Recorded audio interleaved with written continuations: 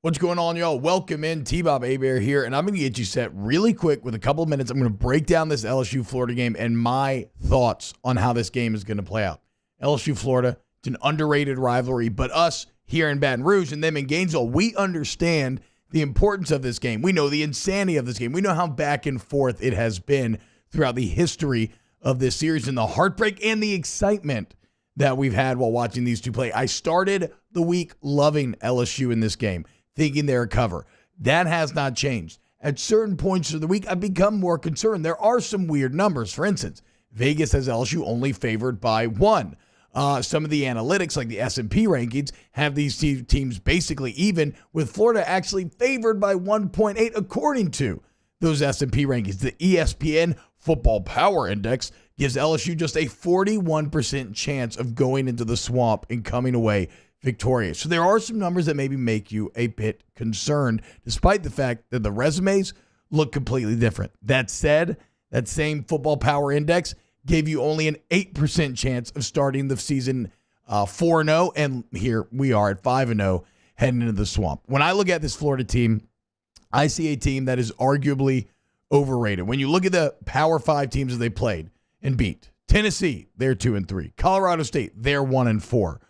Mississippi State, they're 3-2. That's a combined record of 6-8. While LSU, on the other hand, has wins over Miami, who's 4-1, Auburn, who's 4-1, and Ole Miss, who is 3-2. That's a combined record of 11-4.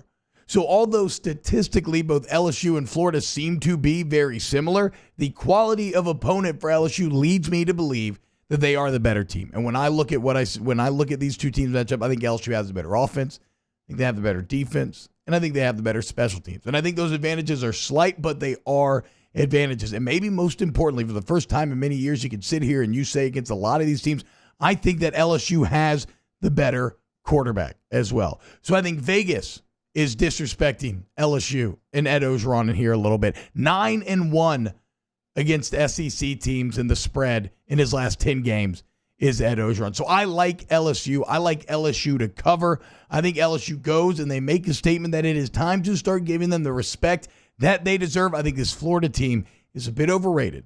And the things that I hate about this game are the fact that you're going in the swamp. You're going to try to win there for the third time in a row. That's something that you've never done in school history. We've seen crazier outcomes. You think about the last game at Baton Rouge, the goal line play and everything else. So there are elements that I don't like, but those are irrational fears. Everything on paper leads you to believe that this is an LSU team that will win Saturday. So that's what we're sticking with. Tigers cover. They win. They come back 6-0. They get ready for Georgia next week. Y'all have a great weekend.